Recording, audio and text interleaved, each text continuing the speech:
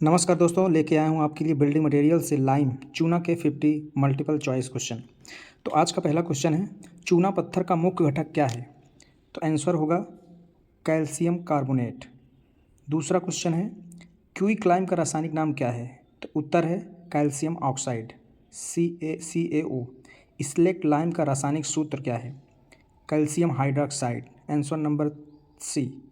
Hydraulic lime का निर्माण कब होता है? तो आंसर है बी, जब 5 to 30 सिलिका मिले हों।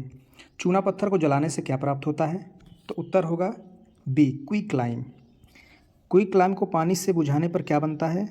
तो इसका आंसर होगा B, slaked lime. White washing के लिए कौन सा चूना प्रयोग किया जाता है? तो स्लेक्ट लाइम। प्योर लाइम को और किस नाम से जाना जाता है? तो फैट लाइम।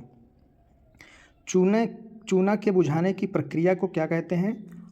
तो क्या कहते हैं? स्लेकिंग। कार्बोनेशन में स्लेक्ट लाइम किस में बदलता है? तो कैल्शियम कार्बोनेट में। हाइड्रोलिक लाइम में जल साधारण शक्ति क्यों होती है? तो सिलिका की उपस्थिति से। सिलिका की उपस्थिति से।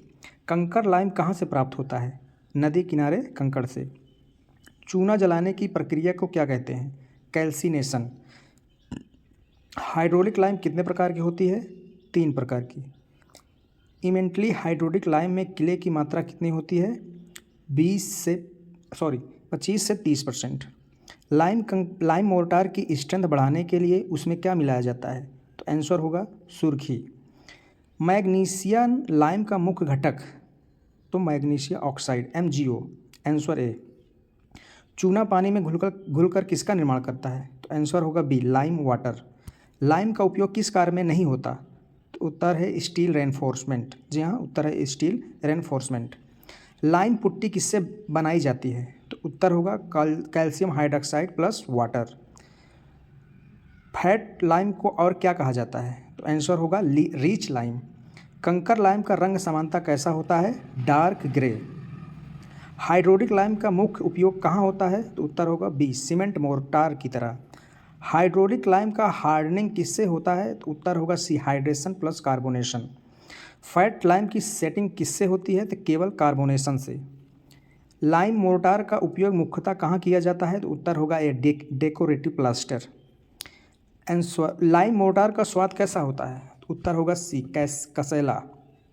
हाइड्रोलिक लाइम को पहचानने का आसान तरीका क्या है? धीरे बुझती है।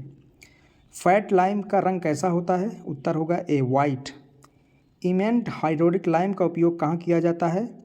तो सब स्ट्रक्चर एंड सुपर स्ट्रक्चर दोनों में किया जाता है, मतलब both A and B.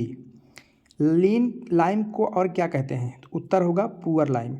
Fat lime की जल धारण क्षमता कैसी होती है? तो उत्तर होगा बी, बहुत कम।